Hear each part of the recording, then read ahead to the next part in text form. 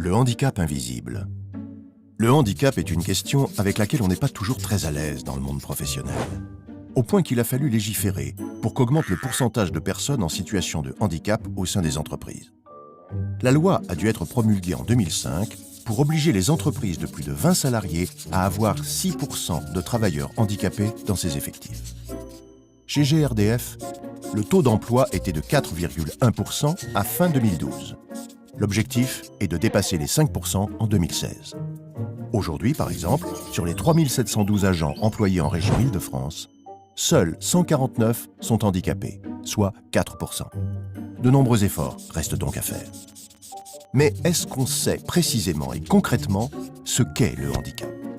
Est-ce que l'on sait ce que cela implique au quotidien dans l'organisation de la vie au travail?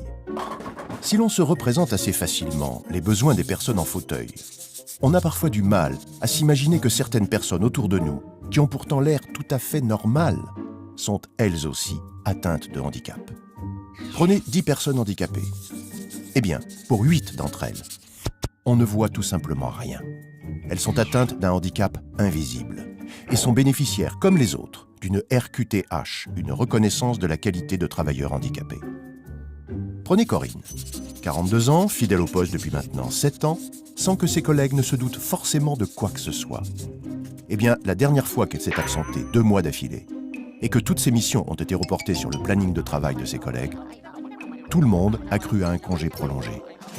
Elle subissait en fait une sorte d'attaque, qui l'a condamnée à l'immobilité et à des soins lourds, car Corinne est atteinte d'une sclérose en plaques, une maladie qui peut se manifester par une alternance de périodes de crise et de rémission. Le cas de Anis est aussi délicat. Il est totalement intégré à son équipe et son manager est très heureux de l'avoir. Mais, malheureusement, il souffre d'un diabète lourd qui l'oblige à quitter son poste une demi-journée par semaine pour se faire dialyser. Il s'en serait bien passé, mais il a dû expliquer à son manager qu'il aurait besoin d'un aménagement d'horaire. Imaginez déjà la mine des collaborateurs envieux d'un tel privilège. Enfin, Didier. Il est technicien clientèle. Et après un accident, il a été amputé sous le genou gauche et porte maintenant une prothèse grâce à laquelle il a une vie professionnelle tout à fait normale. Sauf que pour lui, conduire une voiture avec une boîte de vitesse manuelle est plus difficile que pour une personne complètement valide. GRDF lui a donc fourni une voiture avec une boîte automatique. Ses collègues, qui comme lui sont toute la journée en voiture, auraient bien aimé avoir un véhicule aussi confortable. Mais pour Didier, ce n'est pas vraiment une question de confort. S'il n'avait pas ce véhicule à disposition, il ne pourrait pas assurer les tournées. Les cas de Corinne, Didier et Anis sont délicats. Et des cas comme cela, il y en a beaucoup.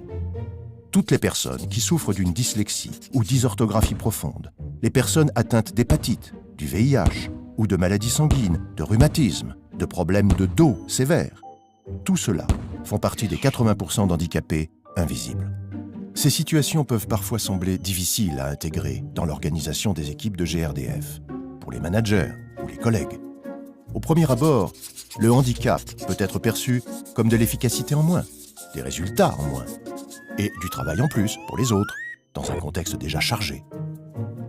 Mais l'expérience nous montre en réalité que l'acceptation de ces situations, la réflexion et le recul que cela suscite au sein des équipes est la source d'une grande ouverture et de plus de mobilisation. Et en aménageant les conditions de travail de ces salariés handicapés, GRDF montre que ces hommes et femmes parviennent à une productivité équivalente à celle des valides.